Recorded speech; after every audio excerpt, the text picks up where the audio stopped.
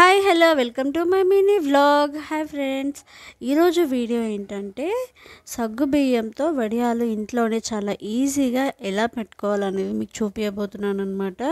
ఎండాకాలం వచ్చేసింది కదా, సో చాలామంది వడియాలు అనేది పెట్టుకుంటారు కదా. సో మీరు కూడా ఇంట్లోనే చాలా ఈజీగా వడియాలు అనేది పెట్టుకోవచ్చు అనమాట. నేను చాలా రోజులు అవుతుంది వీడియో పెట్టాక, సో వీడియో అయితే ఎండ్ వరకు చూడండి. సో మీకు నచ్చినట్లయితే ప్లీజ్ డూ సబ్స్క్రైబ్ చేసుకోండి, పక్కన ఉన్న బెల్ బటన్ నొక్కండి, మీకు నోటిఫికేషన్ వస్తుంది. ఫస్ట్ నా వీడియో మీరు చూడొచ్చు అనమాట. ఈ వడియాలు అయితే చాలా బాగుంటాయి, సాంబార్లోకైనా చారులోకైనా కర్రీస్లోకైనా చాలా బాగుంటాయి అన్నమాట. మీరు కూడా ఒకసారి ఇంట్లో తప్పకుండా ట్రై చేయండి. వడియాలు అనేది ఎలా పెట్టాననేది మీకైతే లాస్ట్ వరకు చూడండి, స్కిప్ చేయొద్దు, అస్సలు స్కిప్ చేయకుండా చూడండి. మీకు నేను ఎలా పెట్టాను అనేది మీకు అర్థమవుతుంది. చూసారు కదా ఎంత మంచిగా మెత్తగా వచ్చినాయి అన్నమాట. తింటుంటే ఇట్లా నోట్లో వేసుకోగానే కరిగిపోతున్నాయి. సో వాటి ప్రాసెస్లోకి అయితే వెళ్ళిపోదాం మనము.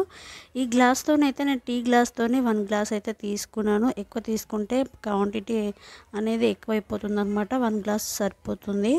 సో ఇలా 1 గ్లాస్ని అయితే నైట్ నానబెట్టుకున్నాను, మంచిగా నానినాయి మార్నింగ్ వరకు.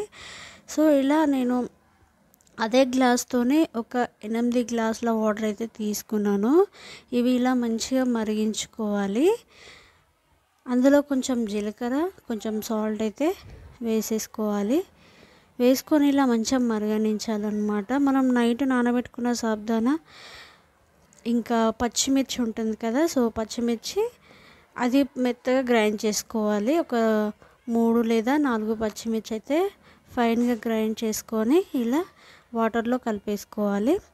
సగ్గు బియ్యం కూడా వేసేసుకోవాలి, మనం నైట్ నానబెట్టుకున్నాం కదా. సో అవైతే వేసేసుకొని ఇలా మంచిగా చిక్కబడేలా కలుపుతూ ఉండాలన్నమాట, ఎందుకంటే కింద అడుగంటుతుంది. కొంచెం సిమ్లో పెట్టేసుకొని ఇలా మంచిగా కలుపుతూ ఉండాలి.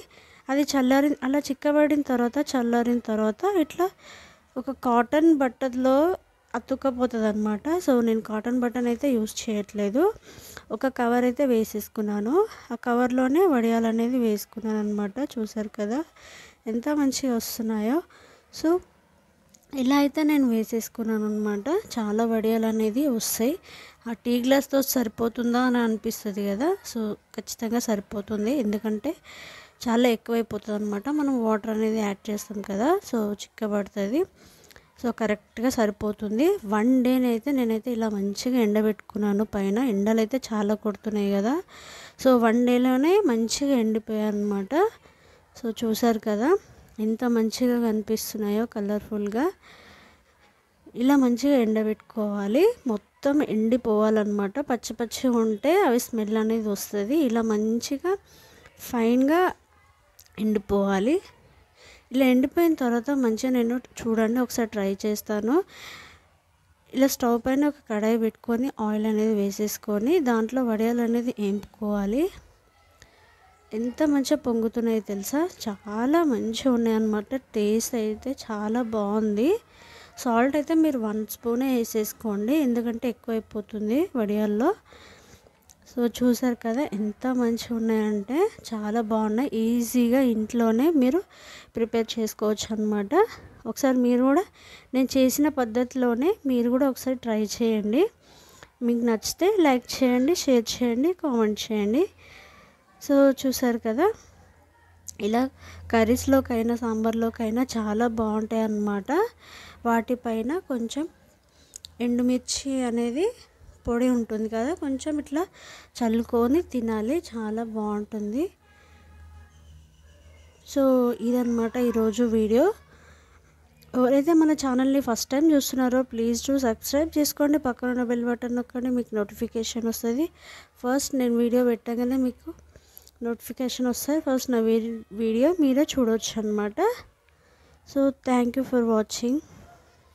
సేమ్ రెసిపీ అనమాట. నేను సాబుదానా బియ్యంతో నేను సాబుదానా కిచిడి అయితే చేశాను, కింద అయితే లింక్ ఇస్తాను, వెళ్ళి చెక్అవుట్ చేయండి. సాబుదానా కిచిడి చాలా బాగుంటుంది అనమాట. ఉపవాసాల్లో అయినా మార్నింగ్ బ్రేక్ఫాస్ట్ అయినా తినొచ్చు అనమాట. సో అది నేనైతే కింద అయితే లింక్ ఇస్తాను, మీరు వెళ్ళి చూడండి. సో అది కూడా చాలా బాగుంటుంది. వీటితోని చాలా వెరైటీస్ చేసుకోవచ్చు అనమాట. సో పాయసం కూడా చేసుకోవచ్చు. సో నేనైతే కిందైతే లింక్ ఇస్తాను, మీరు తప్పకుండా వెళ్ళి చెక్అవుట్ చేయండి. See you next video. Thanks for watching. Bye friends.